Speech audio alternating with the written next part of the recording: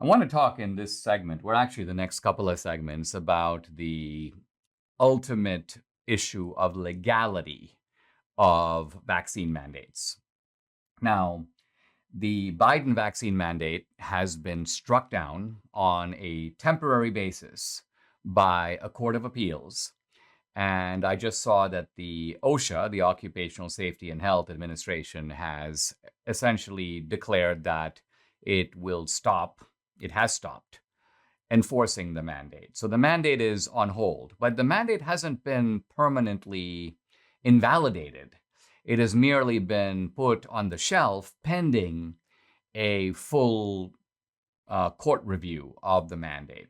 Now, a court has been selected to hear the arguments for and against the Biden vaccine mandate. And we're going to be hearing a lot about this on both sides. What I want to talk about is the constitutional precedent for vaccine mandates, because it all goes back to a single case. There's one case, and it's a 1905 case, so it's more than 100 years old. And that case is likely to become a real focus of discussion because these Supreme Courts and courts in general use the principle of stare decisis. Stare decisis simply means precedent. And precedent is valuable because it maintains a kind of continuity in law. Now, precedent is not definitive. By itself, it doesn't settle the matter. And there have been important precedents that have been overturned. I've talked before in the podcast about how Plessy versus Ferguson, the segregation precedent, was overturned in Brown v. Board of Education, 1954. That was more than half a century after the Plessy decision.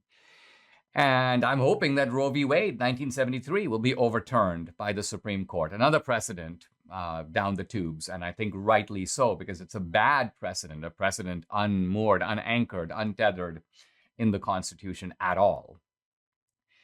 But the vaccine mandate issue is not so easy. And I want to zoom into the arguments for and against the mandate, focusing on this 1905 case. Now, the justices of the Supreme Court are very well aware of this case. In fact, they have referenced the case in recent decisions that deal with the COVID-19 pandemic. And so even though the Biden administration's policy is going to be heard at the Court of Appeals, I wouldn't be surprised if the next step, whatever the Court of Appeals decide, is whoever loses is going to appeal to the Supreme Court. And I wouldn't be surprised at all if on a matter of this importance, I mean, think about it. The Biden administration is basically saying they have the right to force even private employers with 100 employees or more throughout the country to essentially force people to take a vaccine with pretty dire penalties if they don't. Now, let's talk about the precedent. The precedent goes back to 1905. It's called Jacobson versus Massachusetts. And here they were dealing with a fellow named Jacobson. He was a Lutheran evangelical minister.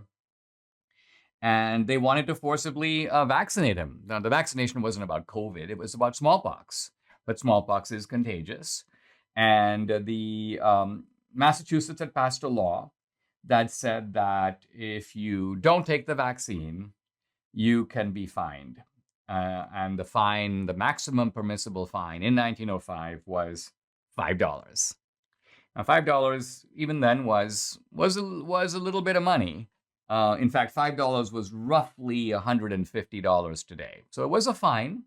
I wouldn't say it was an insignificant fine, but on the other hand, it was not a huge fine. Nobody was threatening Jacobson with being, forcibly locked in his home, as Debbie tells me they're actually threatening to do, or maybe even doing in Austria. Nobody was threatening to, fire him from his job. He can't serve as a minister. He can't conduct services. No, essentially he had to pay the $5 fine. And he argued that that's too much. Basically, Jacobson said, I don't want to pay at all because you cannot make me invade my body. My body is in a sense inviolable.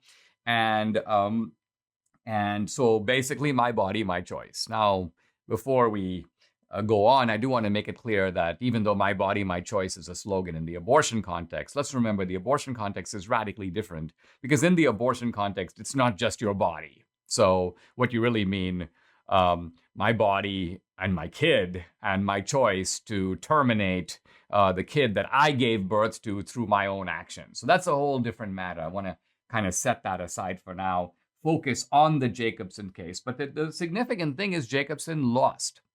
Jacobson lost. It was appealed up and up and up. It went all the way to the Supreme Court. And Justice John Marshall Harlan, a famous Supreme Court justice, in fact, he wrote the famous dissent in the Plessy case. He upheld the Massachusetts statute. He said essentially that Jacobson had to pay the fine and that it was legitimate for the government to have a vaccine mandate and enforce it by imposing a fine on Jacobson. So when we come back, I'm going to delve a little more deeply into the facts of the case, because on the surface, it seems, okay, well, this is bad for us because it means that vaccine mandates are okay. Turns out that the Jacobson decision was quite narrow, and it specified the conditions under which you could, but also could not impose a vaccine mandate.